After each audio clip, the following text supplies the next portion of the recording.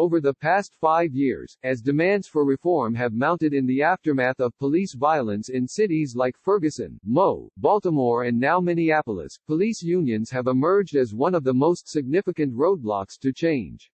The greater the political pressure for reform, the more defiant the unions often are in resisting it, with few city officials, including liberal leaders, able to overcome their opposition. They aggressively protect the rights of members accused of misconduct, often in arbitration hearings that they have battled to keep behind closed doors. And they have also been remarkably effective at fending off broader change, using their political clout and influence to derail efforts to increase accountability. While rates of union membership have dropped by half nationally since the early 1980s, to 10%, higher membership rates among police unions give them resources they can spend on campaigns and litigation to block reform. A single New York City police union has spent more than $1 million on state and local races since 2014. In St. Louis, when Kim Gardner was elected the top prosecutor 4 years ago, she set out to rein in the city's high rate of police violence. But after she proposed a unit within the prosecutor's office that would independently investigate misconduct, she ran into the powerful local police union. The union pressured lawmakers to set aside the proposal, which many supported but then never brought to a vote. Around the same time, a lawyer for the union waged a legal fight to limit the ability of the prosecutor's office to investigate police misconduct. The following year, a leader of the union said Ms. Gardner should be removed, by force or by choice. Politicians tempted to cross police unions have long feared being labeled soft on crime by the unions, or more serious consequences. When Steve Fletcher, a Minneapolis city councilman and frequent police department critic, sought to divert money away from hiring officers and toward a newly created Office of Violence Prevention, he said, the police stopped responding as quickly to 911 calls placed by his constituents. It operates a little bit like a protection racket, Mr. Fletcher said of the union. A spokesman for the Minneapolis Police Department said he was unable to comment. A few days after prosecutors in Minneapolis charged an officer with murder in the death of George Floyd, the president of the city's police union denounced political leaders, accusing them of selling out his members and firing 4 officers without due process. It is despicable behavior, the union president, Lieutenant Bob Kroll, wrote in a letter to union members obtained by a local reporter. He also referred to protesters as a terrorist movement. Mr. Kroll, who is himself the subject of at least 29 complaints, has also chided the Obama administration for its oppression of police, and praised President Trump as someone who put the handcuffs on the criminals instead of us.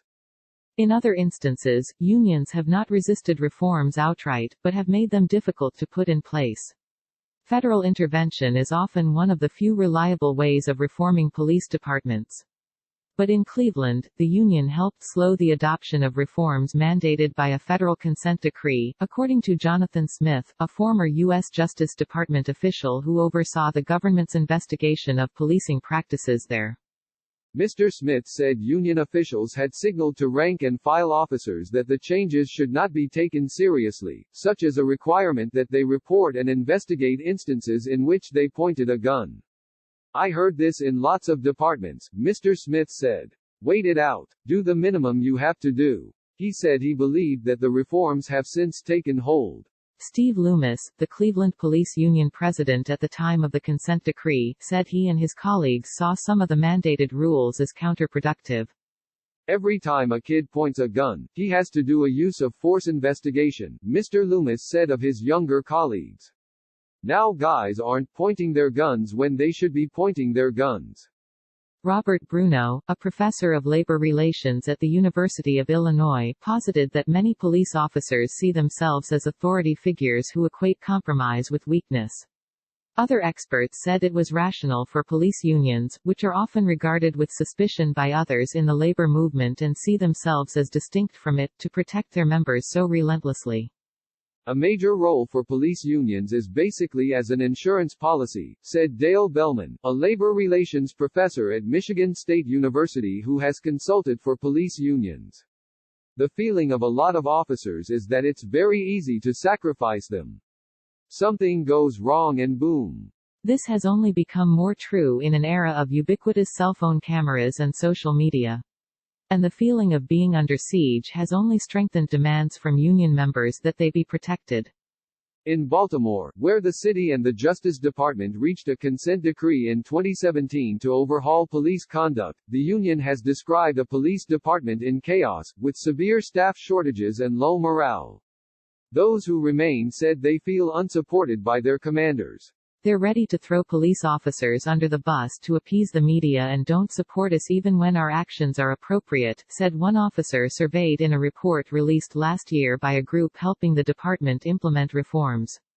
It remains to be seen how the unions will respond to reform initiatives by cities and states since Mr. Floyd's death, including a new ban on chokeholds in Minneapolis.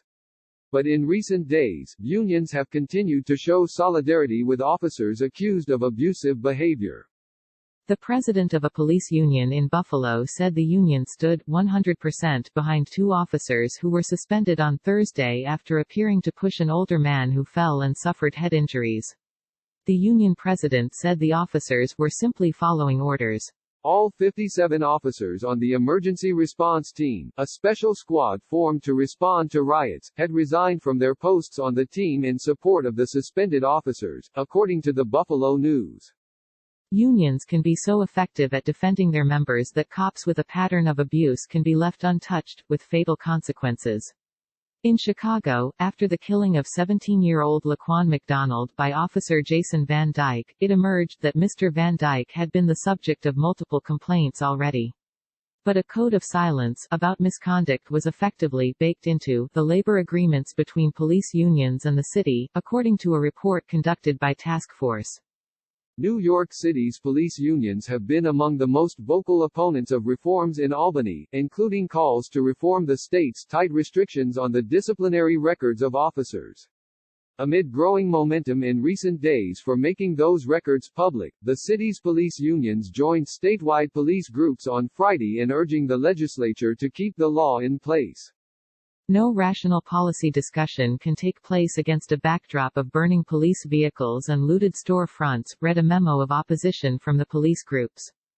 The city's patrol officers union, with roughly 24,000 active members, and another representing sergeants have been sharp critics of Mayor Bill de Blasio, who took office in 2014 riding a wave of discontent over stop-and-frisk policing. The mayor promised reform, but after the fatal shooting of two uniformed officers in Brooklyn by a man who invoked the police killing of Eric Garner, Mr. de Blasio faced an all-but-declared revolt by rank-and-file officers. The head of the Patrol Officers Union, Patrick J. Lynch, said at the time that the mayor had blood on the hands. Many officers turned their backs on Mr. de Blasio at the slain officers' funerals. And, days later, many more engaged in what amounted to a de facto work slowdown.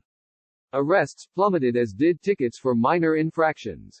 Mr. Lynch has stood by officers even when there is ample evidence of misconduct, defending the officers who killed Amadou Diallo in 1999 and another who, in 2008, shoved a bicyclist to the ground during a protest ride. The union provided lawyers for the officers involved in both cases. When liberal politicians do try to advance reform proposals, union officials have resorted to highly provocative rhetoric and hard-boiled campaign tactics to lash out at them. This past week, the head of the Sergeants Union in New York posted a police report on Twitter revealing personal information about the daughter of Mr. de Blasio, who had been arrested during a protest.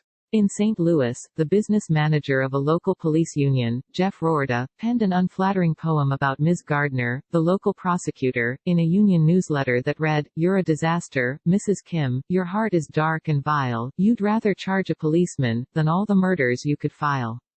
The union has also run social media ads against an alderwoman who has also advocated reform, Megan Green, referring to her as a communist cop hater, and superimposing her head on the body of Mao Zedong. Mr. Rorda declined to comment. At times, the strident leadership appears to beget still more strident leadership. In 2017, Chicago's Fraternal Order of Police elected a new president who denounced a federal Justice Department investigation prompted by the shooting of Mr. McDonald as politically motivated, and pledged to fight the anti-police movement. That president was ousted this year by a candidate who had derided the ensuing consent decree as nonsense, and criticized his predecessor for failing to stand up to City Hall. While statistics compiled by the group Campaign Zero show that police killings and shootings in Chicago have fallen following a set of reforms enacted after a federal investigation, advocates worry that the union will undermine them in contract negotiations. Police unions have traditionally used their bargaining agreements to create obstacles to disciplining officers. One paper by researchers at the University of Chicago found that incidents of violent misconduct in Florida sheriff's offices increased by about 40% after deputies gained collective bargaining rights. By continuing to elect people who stand for those values, it more deeply entrenches the break between the community and the police, said Karen Sheely, director of the Police Practices Project for the American Civil Liberties Union of Illinois. It makes it far more difficult for reform efforts to go forward. As critics of the police get louder and more mainstream, union members have elected more aggressive leaders. In Minneapolis in 2015, Mr. Kroll defeated the union's longtime president by a nearly 2-to-1 margin after the city installed a police chief intent on reform. I believe Bob Kroll was elected out of fear, said Jane Harteau, the police chief at the time, adding that Mr. Kroll's message to officers was, "We are the only ones that support you. Your community doesn't support you. Your police chief is trying to get you fired." Mr. Kroll did not return a call seeking comment. John Elder, the police department spokesman, said the current police chief and Mr. Kroll have a strong relationship. Ms. Harteau said that the department introduced new rules requiring officers to protect the sanctity of life, and intervene if they saw a colleague improperly using force, but that the union under Mr. Kroll undermined the changes by protecting officers who violated the policies. Data on police shootings and killings in the city appear to show little change despite the reforms. I struggle to know if they have gotten more extreme, or if the world has changed and they haven't, Mr. Fletcher, the city councilman, said of the union. Either way, they are profoundly misaligned with the moment.